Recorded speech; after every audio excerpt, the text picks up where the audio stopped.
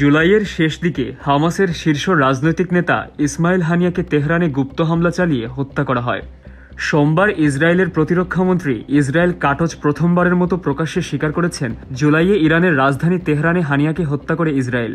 Reuters লিখেছে, এই স্বীকারোক্তি ফের ইরানের সঙ্গে তাদের আঞ্চলিক শত্রু ইসরায়েলের উত্তেজনা বাড়ানোর ঝুঁকি তৈরি করল।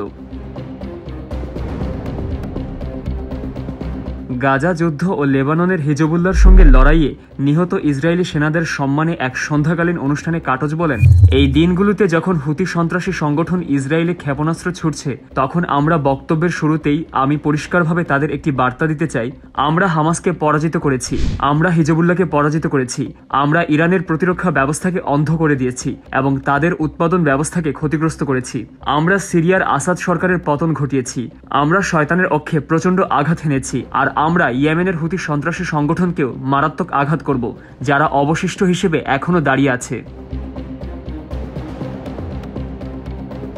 কাটজ আরও বলেন, ইসরায়েল তাদের কৌশলগত অবকাঠামো ক্ষতিগ্রস্ত করবে এবং তাদের নেতাদের শিরোচ্ছেদ করবে, যেমন আমরা করেছি হানিয়া, সিনোয়ার এবং নাসরাল্লাহর ক্ষেত্র তেহরান, গাজা ও লেবাননে। আমরা হুদেইদাহ ও সানায়ও তাই করব।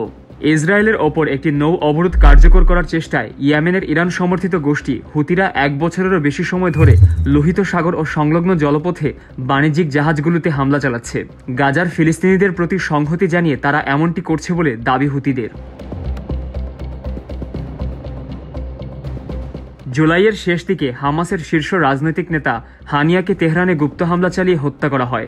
এই হত্যাকাণ্ডের জন্য ইসরায়েলকে দায়ী করে ইরান, কিন্তু ওই সময় ইসরায়েল হানিয়া হত্যার দায় সরাসরি স্বীকার বা অস্বীকার কোনোটাই করেনি। এর কয়েক মাস পরে হানিয়ার পর হামাসের শীর্ষ নেতা নির্বাচিত হওয়া ইয়াহিয়া সিনওয়ারকে গাজায় হত্যা করে ইসরায়েলি বাহিনী। News desk, TGD world.